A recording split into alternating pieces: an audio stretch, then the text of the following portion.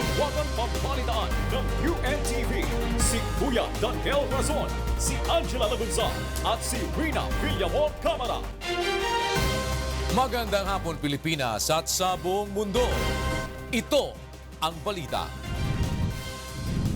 Ilang kongresista na nawagan kay Pangulong Rodrigo Duterte na huwag i-veto ang Free College Education Bill.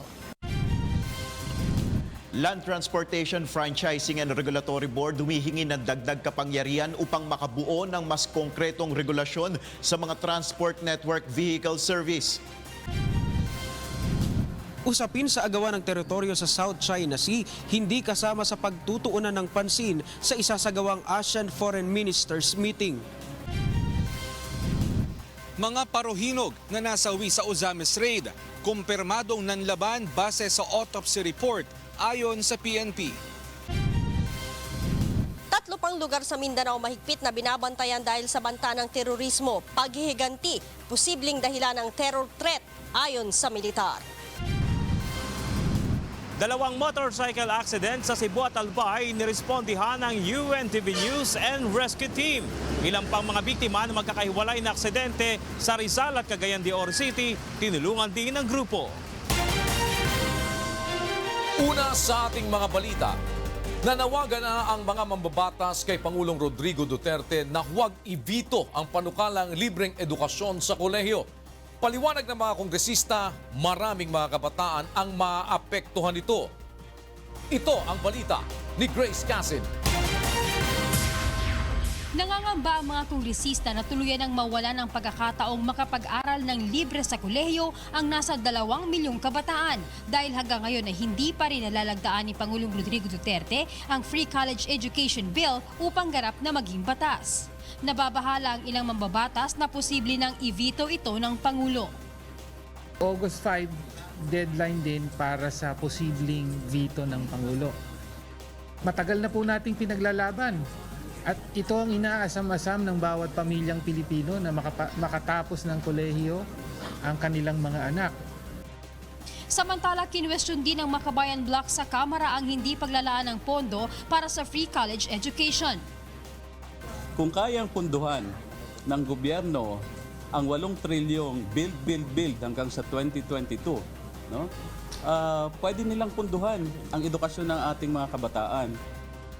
Ayon naman sa mga kabataan at estudyante, inaasahan po namin yung libreng free college kasi po katulad po namin hindi po kami yung maraming budget and marami po kami magkakapatid. Siyempre po kailangan po namin makapagtapos ng pag-aaral. Kailangan po namin ng kaagapay na pondo para po sa amin, para po makapagtapos po kami ng maayos. Paliwanag naman ng Malacanang, hindi naman nais ng Pangulo na mahirapan ang mga mag-aaral sa kolehiyo, subalit may ilang mga importanteng bagay din siyang kinukonsidera. The President would be asking from the economic managers if and when how to go about with. We've got lots of problems, especially with the rehabilitation in Marawi and a lot more problems about yung mga kababayan natin, OFWs who will be brought home. Bukas magsasagawa ng pagkilo sa mga estudyante at kabataan upang kalampagin ang Malacanang at ipanawagan na huwag i-veto ang Free College Education Bill. Imbes na makinig sa mga economic managers, dapat makinig siya sa panawagan ng kabataan. Grace Casin, UNTV News and Rescue, House of Representatives. Tinatalakay na sa mababang kapulungan ng Kongreso ang panukalang batas na lulutas sa mga problemang kinakaharap ng Uber at Grab. Ito ang balita ni Ray Pelayo. Nasa deliberasyon na ngayon ng House Committee on Transportation ang House Bill 6009 o ang Transportation Network Services Act na ipinanukala ng magkapatid na kongresista na sina Jericho at Carlo Nograles. Ayon sa mga mambabatas, napapanahon na para matukoy ang klasifikasyon ng mga Transport Network Vehicle Services o TNVS gaya ng Grab at Uber. Gagawa tayo ng bagong batas na i-define natin yung ride sharing na hindi ito taxi. Sa tingin ni Nograles, hindi dapat ipagbawal ang mga TNVS dahil sa Metro Manila pa lamang ay mayroon ng 2 milyong tao ang gumagamit nito. Dapat nga anya ay napansin na ito ng Kongreso sa nakalipas na 2 taon. Sa 2 milyon na yan, that's already 10% of the total number of people moving around Metro Manila. And so it is already a need. Dapat din anya na pareho ang kompensasyon na nakukuha ng mga taxi kumpara sa ride-sharing services gaya na lamang ng surge o pagtaas ng pamasahe kapag matraffic o gabi. Sa pamamagitan anya nito ay hindi nasisingil o magpapadagdag ang mga taxi driver. Pag-uusapan din sa pagdinig ng panukalang batas kung dapat bang limitahan ang bilang ng mga TNVS. Sa pagdinig ng House Committee on Transportation, natuklasan na mahigit sa 125,000 unit mayroon ang Uber, Grab at U-Hop. Mas mataas ito sa demand na 12 to 15,000 demand kada oras ayon sa LTFRB. Kung yung 100,000 na yan, tinatanggal naman niya 500,000 na sasakyan, paano mo i-debate? Nagbawas pa yan ng traffic. Nais ng kongresista na maging batas na ang panukala bago matapos ang taon. Ray Pilayo, UNTV News and Rescue, Quezon City. Sentro ng ginawang pagdinig ng Senado kanina ang usapin sa pagkakaroon ng malinaw na regulasyon para sa Transport Network Vehicle Service o TNVS, kung saan umapela naman ang mga taxi operators na payagan silang magtaas ng pasahe upang maging patas ang kompetisyon sa kalsada. Ito ang balita ni Nel Maribuho. Ipiniresinta ni LTFRB Board Member at Spokesperson Attorney Eileen Lizada sa pagdinig ng Senate Committee on Public Services ang mga usapin na nais nilang maresolba na nangangailangan rin ng pagpapasa ng mga batas o pagbubuo ng polisiya upang maresolba ang usapin ng Transport Network Vehicle Services. Ayon sa LTFRB, mula July 1 hanggang 18, mayroong kabuang unregulated 105,283 na common carrier ng TNVS. Nais ng LTFRB na magkaroon ng definisyon ng Kongreso ng tinatawag na ride-sharing. Ang issue sa oras na itinatagal dapat ng trabaho ng mga TNVS drivers sa kalsada, ang pananagutan ng mga transportation network companies sa mga reklamo ng mga tumatangkilik dito. Gusto ring malinawan ng LTFRB kung ano ang estado ng TNVS kung for hire o private. Magkaroon ng sticker o maayos na pagkakakilanlan ng TNVS. Ang plate number nito kung private o for hire, ang pataw na buwis sa mga kumpanya nito. At ang issue sa paggamit ng isang private vehicles para sa isang public service. How do we define them now, the TNCs? Are they or also common carriers because they are linking? So that is where we have a gray area, sir. Ayon naman sa kumpanyang Uber, handa naman silang makipagtulungan sa ahensya. Let's simplify the process for application for a TNVS franchise. Sa pagdinig, nagrereklamo naman ang taxi industry dahil sa hindi patas na polisiya. Kami required kami maglagay ng aircon sa pinto, na stick aircon na marking sa pinto kahit na lahat ng auto di aircon na. Required kaming isulat sa body ng katawan, sa loob at sa labas, yung plate number ng auto kahit na may plate number na sa harap at sa likod. Dumadami yung Grab at Uber, lumilate na ang kita namin. Ayon naman sa chairperson ng komite na si Senator Grace Poe, nangako ang LTFRB na agad na re-resolbahin ang ilang problema ng TNVS at taxi operators. Sabi nila by September, yung mga hindi pa nabibigyan ng permit na Uber at Grab, mabibigyan na at papayagan din naman yung ating mga taxi drivers na umapela pagdating dun sa presyo ng kanilang pamasahe. Sa kasalukuyan ay may 3 panukalang batas na nakahain sa Senado upang bigyan definisyon at magkaroon ng malinaw na regulasyon sa industriya ng TNVS. Nel Maribuho, UNTV News and Rescue, Senate of the Philippines. Pinatawan ng panibagong suspensyon ng Malacanang si Energy Regulatory Commission Chairman Jose Vicente Salazar dahil sa hindi pagsunod sa kanilang kautusan. Bukod pa ito sa naunang 70 araw na suspensyon na unang ipinataw dito noong buwan ng Mayo. Ito ang balita ni Rosa Licos. Commission Chairman and CEO Jose Vicente B. Salazar guilty of insubordination. Thus, Mr. Salazar is meted out the penalty of suspension for a period of 4 months without pay. Sinuspindi muli ng Malacanang si ERC Chairman Jose Vicente Salazar. Ito ay matapos na mapatunayan siyang guilty ng insubordination. Bunsod dito ng hindi pagsunod at pagkilala ni Salazar sa pagtatalaga ng palasyo kay ERC Commissioner Jeronimo Santa Ana bilang officer in charge ng komisyon.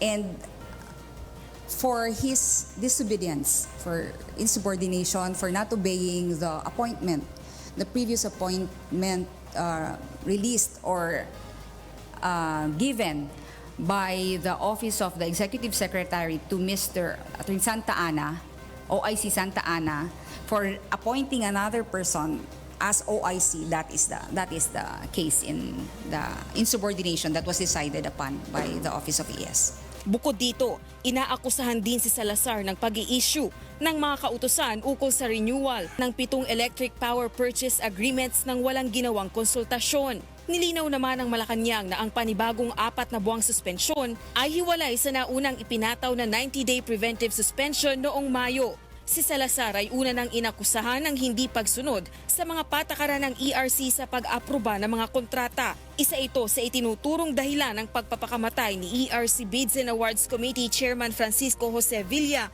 noong November 2016. Samantala, sinusubukan pa rin naming kunin ang pahayag ni Salazar sa naturang usapin. Rosa Licoz, UNTV News and Rescue, Malacanang. Kinumpirma ng Philippine National Police na nanlaban ang mga paruhinog ng isilbi ang search warrant sa kanilang tahanan sa Osamis City noong July 30. Ito umano ay batay sa inilabas na autopsy report. Ito ang balita ni Monokson. Nanindigan ng PNP na nanlaban ang kampo ng mga paruhinog nang isilbi ang search warrant sa kanilang tahanan sa San Roque, Lawis, Osamis City noong Linggo. Sa 15 namatay, 8 lamang ang naisailalim sa autopsiya at kasama dito ang 4 na paruhinog na nasawi. Base sa autopsy report, gunshot wound at glass wound ang ikinamatay ng 8 individual. Tama ng bala sa ulo at dibdib ang ikinamatay ni Mayor Reynaldo Paruhinog Sr. Habang blast wound naman ang ikinamatay ng asawa nito na si Susan at mga kapatid na sina board member Octavio at Mona Paruhinog. Positibo rin na mayroong granada na sumabog sa pinangyarihan ng raid na sinabing mula sa security forces ng mga paruhinog. Base sa isinagawang paraffin test ng PNP Crime Lab Region 10, positibo sa gunpowder nitrate si Mayor Reynaldo Paruhinog Sr. Patunay na nagpaputok umano ito ng baril nang siya ay mapatay ng mga pulis. Ibig sabihin, the firearm was near their body or their limb when fired, kaya nagkakaroon po siya ng gunpowder burns. Hindi na isinailalim pa sa paraffin test ang asawa at kapatid ng mayor na si Susan at Mona dahil wala namang nakitang baril sa dalawa. Para sa PNP, malaking tulong sa kanilang investigasyon ang paraffin test. It only shows, it will show us that there was the firearms that were recovered in the premises were used.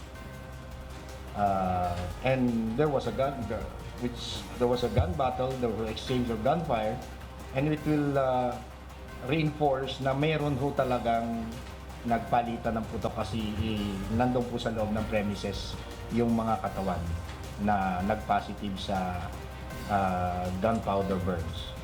Ayon sa Philippine National Police, nagpadala sila ng dagdag na tauhan sa Osamis City dahil sa balita na gaganti raw ang mga supporters ng mga paruhinog. Subalit ayon sa PNP, gagawin nila ang lahat upang mapanatili ang kapayapaan sa naturang lugar. Mon Hokson, UNTV News and Rescue, Camp Crame. Inaprobahan na ng Department of Justice o DOJ ang paghahain ng kaso kana Vice Mayor Nova Princess Paruhinog et Chavez at Reynaldo Paruhinog Jr. Ayon sa DOJ, may sapat na basihan upang kasuhan ang magkapatid. Mula sa Maynila, ito ang balita ni Roderick Mendoza live. Yes, Roderick. Rina, iniutos na nga ng Department of Justice ang paghahain ng mga kaso dito sa magkapatid na sina Vice Mayor Nova Princess Paruhinog et Chavez at sa kanyang kapatid na si Reynaldo Paruhinog Jr. Batay dun sa resolusyong inilabas ng DOJ ngayong araw, nakitaan ng probable cause o sapat na ebidensya upang kasuhan sa korte ang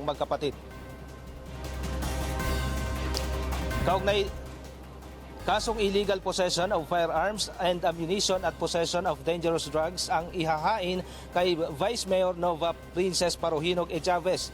Kaugnay ito sa nakuhang M16 rifle, magazine, mga bala, 10 plastic sachet ng hinihinalang shabu at mga drug paraphernalia na sa isinagawang raid sa kanyang bahay sa Barangay San Roque, Ozamis City nitong nakaraang linggo.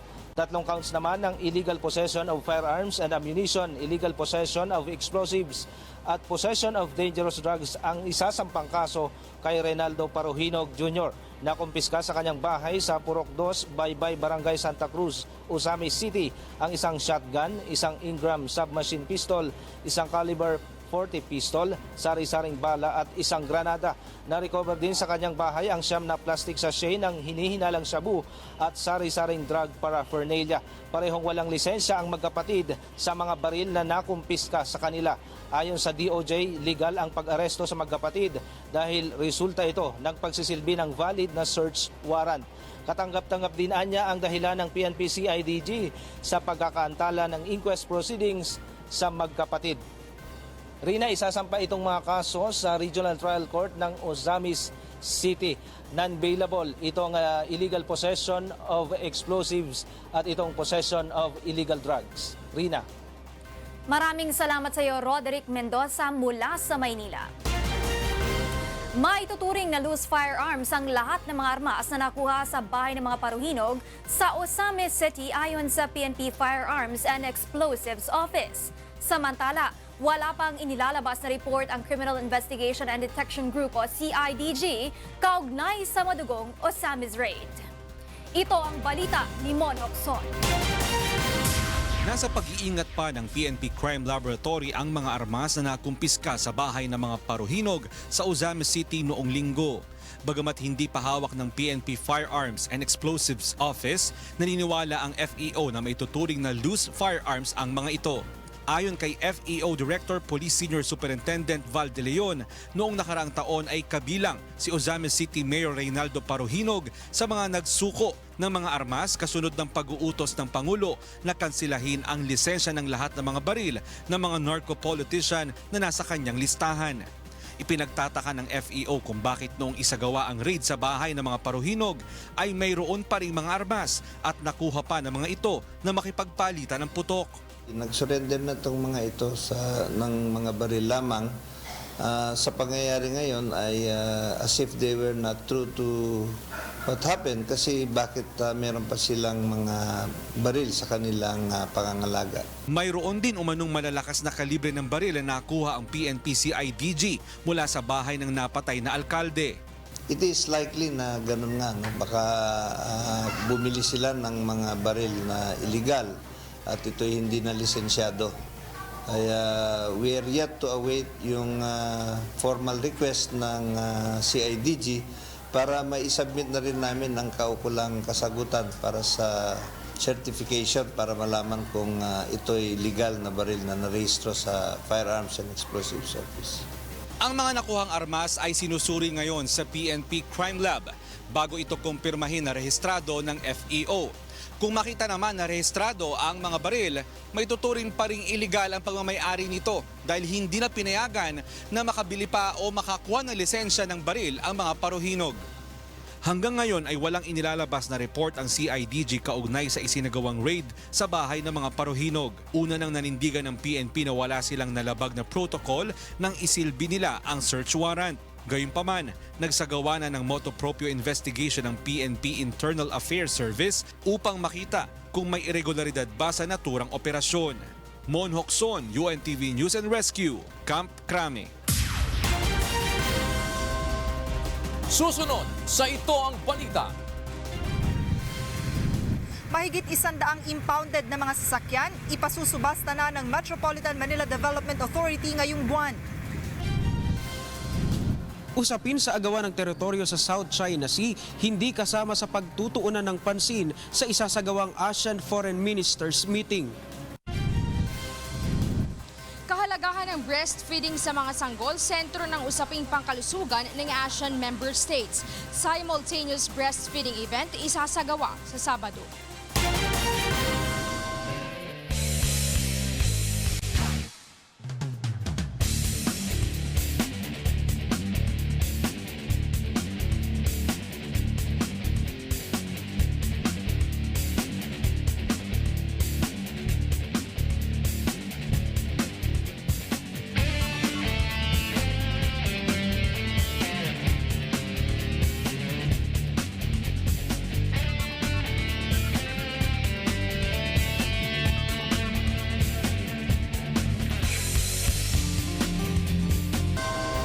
Sa pagpapatuloy ng ating balitaan, ipasusubasta na ng Metropolitan Manila Development Authority ang mahigit sa 100 mga sasakyan na matagal nang nakatenga at hindi kinukuha ng mga may-ari nito sa impounding area sa Pasig at Marikina City. Ito ang balita ni Joan Nano. Halos mapupuno na ng mga sasakyan ang dalawang impounding area ng Metropolitan Manila Development Authority sa Ultra sa Pasig at Tumana sa Marikina City. Ito ang mga sasakyang nahuli ng MMDA sa kanilang patuloy na pagsasagawa ng mga anti-illegal parking at anti-colorum operations sa Metro Manila. Dahil dito sisimulan na ng MMDA ang pagsusubasta ng 153 impounded na mga sasakyan simula sa darating na August 29. They're occupying space of our impounding area. So ngayon, nakita niyo naman yung relentless effort namin in conducting anti-illegal parking operations, anti-colorum, right? So we have already filled up the impounding area. Sa ngayon ay ini-inventory na ang mga naturang sasakyan na halos 10 taon na nilang naka-impound at hindi na kinukuha ng may-ari. Based on our procedure, our disposal procedure, 6 months, pwede ka na ma-auction. But the thing is, ang auction procedure, matagal din. Paliwanag ng ahensya, maaaring hindi na kinukuha ng ibang may-ari ang kanilang mga sasakyan dahil sa laki ng kanilang babayaran. Sa kwenta ng MMDA, halos 300,000 piso ang babayaran sa penalty at storage fee ng may-ari ng isang sasakyang na impound noon pang 2007. Bago ang auction, may pagkakataon pa rin naman ng mga may-ari na kunin ang kanilang mga sasakyan. Kinakailangan lamang na makipag-ugnayan sila sa auction department dito sa MMDA. Ang lahat ng mga interesadong bidder ay kinakailangang magsumite ng letter of intent sa MMDA at maghanda para sa 1,000 pisong bayarin. Para sa kompletong listahan at impormasyon ng mga sasakyang ipasusubasta, maaaring bisitahin ang Facebook page ng MMDA. Joan Nano, UNTV News and Rescue, Makati City. Inaasahang ididepensa ng North Korea ang pagsasagawa ng Intercontinental Ballistic Missile Test sa ASEAN Foreign Ministers Meeting na isinasagawa sa bansa. Tiniyak naman ng pamahalaan ng Pilipinas na magiging maingat sa pagtalakay sa usapin ng tensyon sa Korean Peninsula. Ito ang balita ni Victor Cosare. Nabahala ang iba't ibang bansa sa pinakahuling Intercontinental Ballistic Missile Test ng North Korea. Ayon sa isang propesor ng University of North Korean Studies sa Seoul, South Korea, inaasahang idedepensa ng NOCOR ang naturang hakbang sa ASEAN Foreign Ministers Meeting at ASEAN Regional Forum na ginaganap dito sa Pilipinas. 현 단계에서는 남북 당군의 불신의 고리가 워낙 깊기 때문에 이 북한이 오히려 ALF 이 회의장에서 북한의 핵 보유국의 정당성을 선전하려는 그런 자세로 나올 것으로 전망합니다. Ngunit ayon kay Professor Yang, tila walang balak ang Pyongyang na itigil ang kanilang nuclear program. Samantala, una nang sinabi ng South Korea na tatalakayin nito sa Regional Forum ang mga hakbang na maaaring gawin laban sa North Korea. Sa ngayon, wala pang final bilateral meeting plans ang South Korean Foreign Minister sa pagpunta dito sa Pilipinas. 북한 ICBM은 대남용이라기보다 대미 압박용의 가능성이 큽니다. 특히나 북미 관계 정상화와 북미 간의 평화협정 체결하기 이전까지는 핵 보유국으로 지속 발전시켜 나갈 것으로 생각합니다. Bilang chairman ng ASEAN sa taong ito, sinabi naman ni Foreign Affairs Secretary Alan Peter Cayetano na magiging maingat ang bansa pagdating sa kaso ng NOCOR. We are in fact cautious because we want to play a productive role in easing the tension sa Korean Peninsula. We don't want to be one who will add to the tension. So we have to talk to someone. Una nang nagtungo sa Pilipinas ang ilang kinatawan ng North Korea at nakiusap na huwag ipahiya ang kanilang bansa sa regional meeting na dadaluhan din ng mga foreign ministers mula Estados Unidos, Russia, China at Japan. Victor Cosare, UNTV News and Rescue, Philippines. Hindi masyadong pagtutuunan ng pansin sa isasagawang ASEAN Foreign Ministers Meeting sa 50th ASEAN Summit ang territorial dispute sa South China Sea ayon sa Department of Foreign Affairs. Mula sa Pasay City, ito ang balita ni Maki Libradilla live. Maki. Yes, Kuya, magandang hapon. Isa sa inaabangan ngayon ng marami ay yung pagtalakay ng mga foreign ministers sa 50th ASEAN Summit kaugnay nitong pagtatayo at pagsakop ng China doon sa bahagi ng West Philippine Sea o South China Sea. Subalit kanina, sinabi ng Department of Foreign Affairs na hindi ito kasama sa prioridad na paksa sa ASEAN Ministers Meeting. Ito ay sa kabila ng nakatakdang pag-eendorso ng mga foreign minister sa framework ng Code of Conduct sa West Philippine Sea. We don't really expect that there will be an extensive discussion other than the ministers adopting the framework of the Code of Conduct. Subalit paliwanag ng DFA, malaya pa rin ang mga ito na maghayag ng kanilang saloobin sa usapin ng pinag-aagawang teritoryo. It is a negotiated statement, so the views, the concerns of all ASEAN member states will be expressed in the joint communique at the end of the AMM and related meetings is going to be a document with the consensus of ASEAN. Samantala, Kuya, dismayado naman dito si former National Security Advisor Roy Logoles dahil anya ay pagkakataon na sana ito ng Pilipinas bilang chairman ng ASEAN Summit na makahingi ng tulong doon sa iba pang ASEAN countries. At ang kinakatakot niya ay baka sa kinatagalan na walang aksyon ng Pilipinas dito ay baka magbigay ito ng implikasyon sa iba pang ASEAN countries ng kawalan ng interes doon sa pagkapanalo nito noong nakaraang taon sa Arbitral Tribunal. Kuya. Maraming salamat, Maki Libradilla.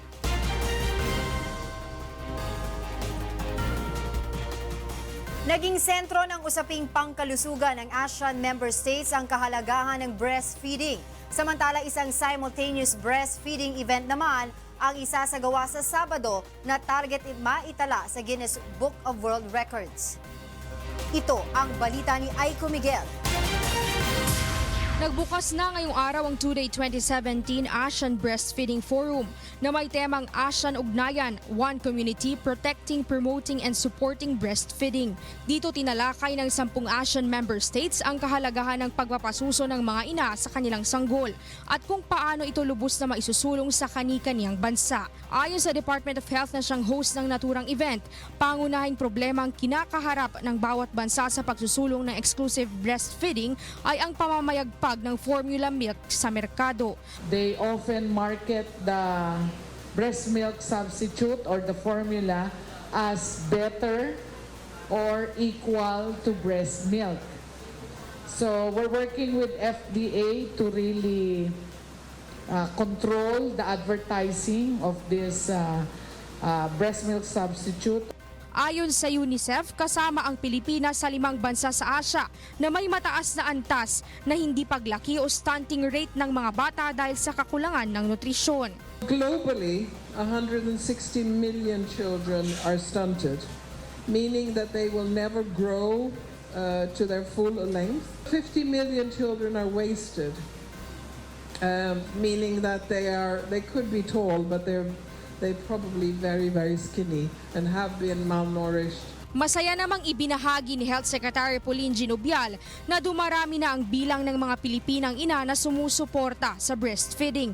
Sa tala ng DOH mula 49% noong 2013, umakyat na sa 77% ng mga babae sa bansa ang sumusubok nito. Samantala magkakaroon naman ng Global Simultaneous Breastfeeding sa Sabado sa Smart Araneta Coliseum. 1 minutong magpapasuso ang lahat ng mga nanay sa buong mundo at gagawin ito upang maitala sa Guinness Book of World Records. Tinatayang 4,000 nanay ang inaasahang sasama dito.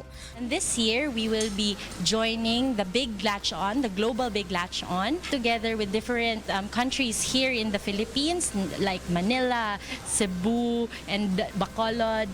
Layunin din ng Hakab na 2017, the Big Latch, na makalikom ng pondo para sa mga nagpapasusong nanay sa mga evacuation center sa Iligan at Marawi City.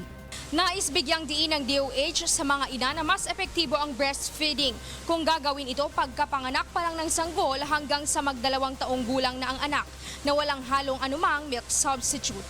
Aiko Miguel, UNTV News and Rescue, Parañaque City.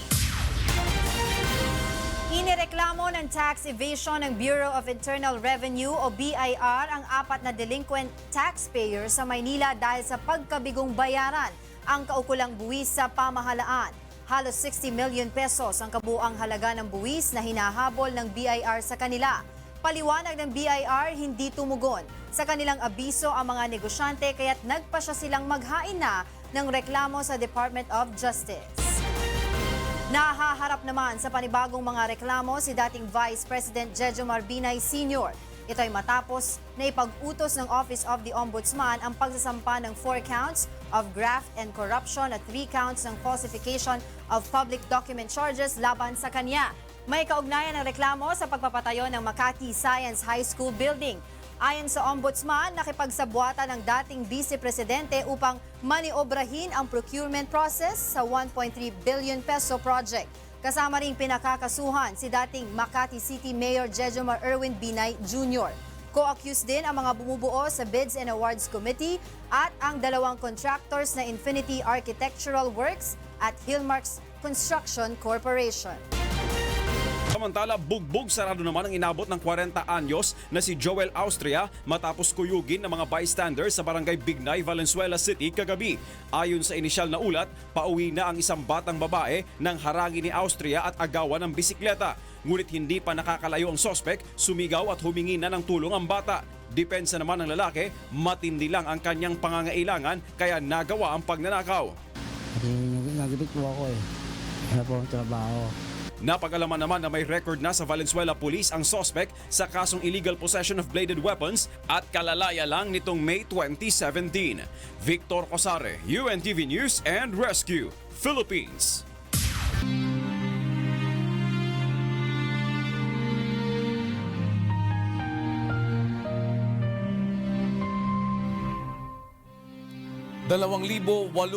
at 10 araw o mahigit 7 taon na po ang nakalipas mula nang maganap ang malagim na Maguindanao Massacre. Ngunit hanggang ngayon ay naghahanap rin tayo ng katarungan sa mga biktima ng malagim na krimen. At sa tila madilim na hinaharap ng kaso, hindi po bibitiw ang UNTV sa labang ito hanggang makamit ang katarungan. Hindi lamang para sa aming 4 na kasamahan, kundi sa lahat ng mga biktima ng karumal-dumal na pamamaslang. Susunod sa Ito ang Balita. 2 motorcycle accident sa Cebu at Albay nirespondihan ng UNTV News and Rescue Team. Ilang pang mga biktima na magkakahiwalay na aksidente sa Rizal at Cagayan de Oro City, tinulungan din ng grupo.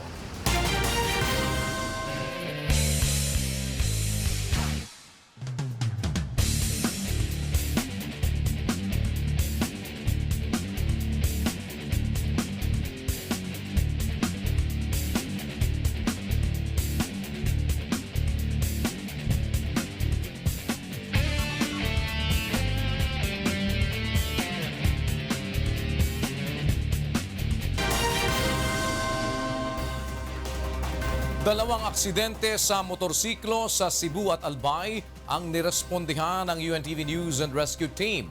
Samantala, ilang biktima naman sa magkakahiwalay na aksidente sa Rizal at Cagayan de Oro City ang tinulungan din ng grupo.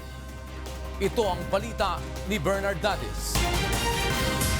Nagtamo ng mga gasgas sa iba't ibang bahagi ng katawan at natanggalan pa ng 2 ngipin ang 5 buwang buntis na si Lovely Alfante matapos maaksidente ang sinasakyang motorsiklo sa Cebu City kagabi. Papasok na sana sa trabaho si Alfante habang nakaangkas sa motorsiklo nang masagasaan nila ang biglang tumawid na aso at sumemplang dahil dito. Agad nilapatan ng first aid ng UNTV News and Rescue Team si Alfante at saka inihatid sa Cebu City Medical Center. Ang Cebu City Rescue naman ang tumulong sa driver ng motorsiklo. Namamaga naman ang ilalim na bahagi ng mata at nagtamo ng sugat sa kamay ang 36 anyos na truck driver na si Alfonso Banaobra nang datnan ng UNTV News and Rescue Team. Nakabanggaan ni Alfonso ang SUV sa Sumulong Highway, Antipolo City kaninang madaling araw. Matapos napatan ng first aid ay dinala na ng UNTV Rescue si Alfonso sa Amang Rodriguez Hospital. Tinulungan naman ng UNTV News and Rescue Team ang motorcycle rider na si Mark Emil Marco matapos umemplang ng mabangga ang tumatawid na pedestrian sa Legazpi City, Albay kaninang hating gabi. Kaagad nilapatan ng pangunang lunas ng UNTV Rescue ang 19 anyos na si Mark na nagtamo ng mga sugat sa tuhod, tagiliran at siko at tumanggi ng magpahatid sa ospital. Ang 18 anyos naman na si Sandy Espituna na nasagasaan ni Mark ay nauna nang isinugod sa ospital ng mga nakakita sa aksidente. Tinulungan din ng UNTV News and Rescue Team ang 3 biktima sa magkahiwalay na aksidente sa Cagayan de Oro City kagabi. Una ay ang 25 anyos na si Michael Cafino na sinuntok sa mukha ng isang tambay dahil nahagip ng kanyang motorsiklo ang isa pang motorsiklo na nakaparada sa gilid ng kalsada. Nilapatan naman ng pangunang lunas ang mga sugat ng magpinsang Charlie Maguyop at Regal Makabudbod matapos mabangga ng taxi ang sinasakyan nilang motorsiklo sa Buluwa, Cagayan de Oro City. Kapwa tumanggi naman ang mga biktima na magpahatid sa ospital. Bernard Danis, UNTV News and Rescue, Philippines.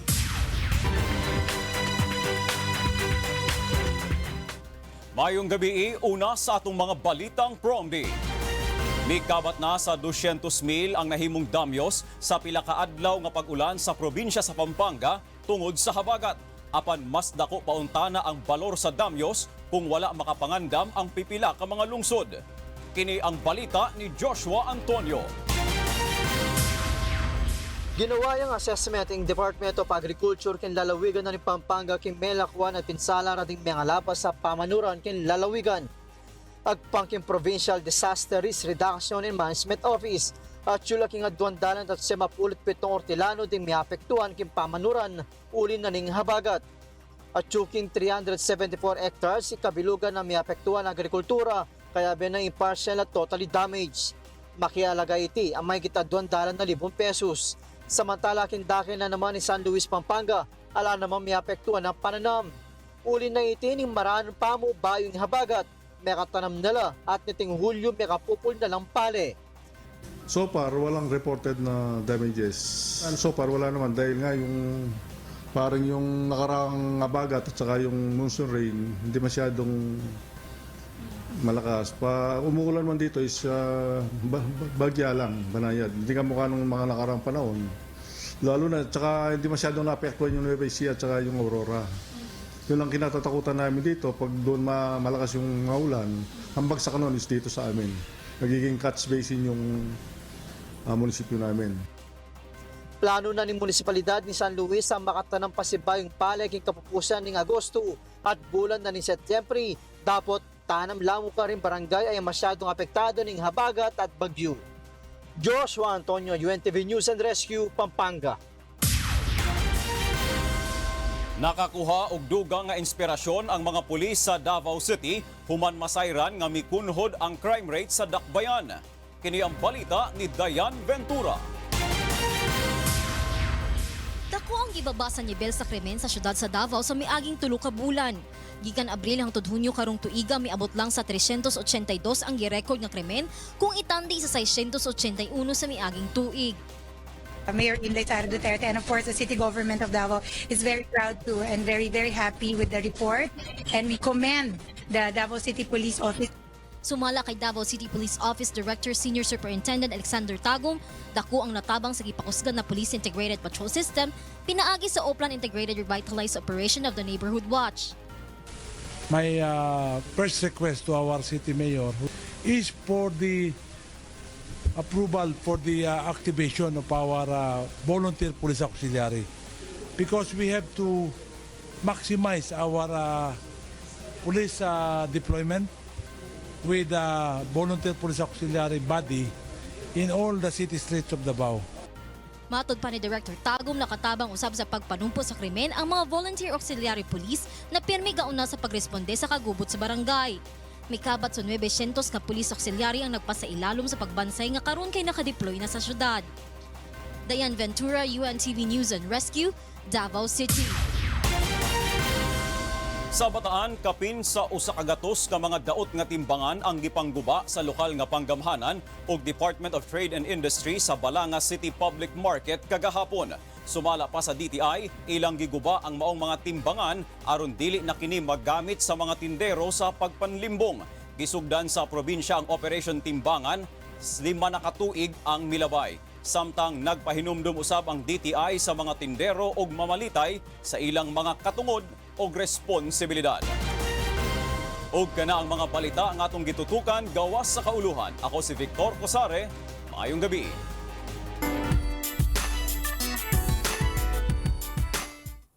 Bukod sa nagsisilbing daan upang maipakita ang angking talento sa pag-awit ng ating mga kababayan, naging daan din ang Wishcovery upang makapagbigay ng mensahe ang isang street vendor sa kanyang ama na matagal na niyang hindi nakikita. Ito ang balita ni Leslie Longboe.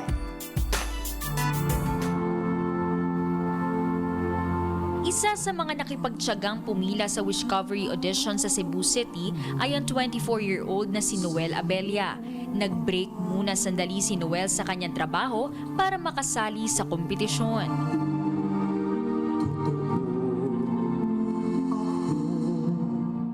Si Noel ay isang street vendor at sumasideline din ang pagbiyahe ng habal-habal para sa kanyang pamilya.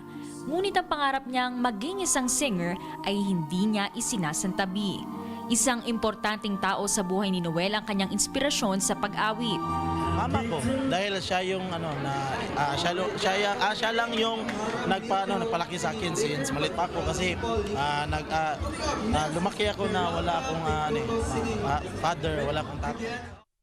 Umaasa si Noel na sa kanyang pagsali sa Wishcovery ay maipaparinig niya sa mundo ang kanyang talento, lalo na sa kanyang amang hindi niya nakasama sa kanyang paglaki.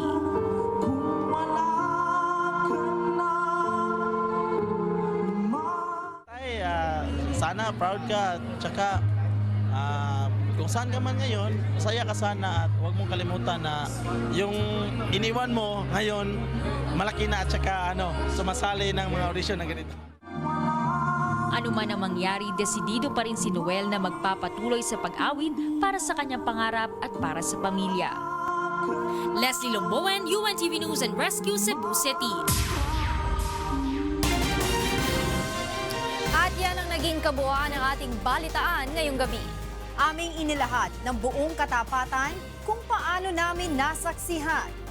Kayo po'y makapagtitiwala na ang aming nakita at narinig ang aming ibinabalita. Magandang gabi.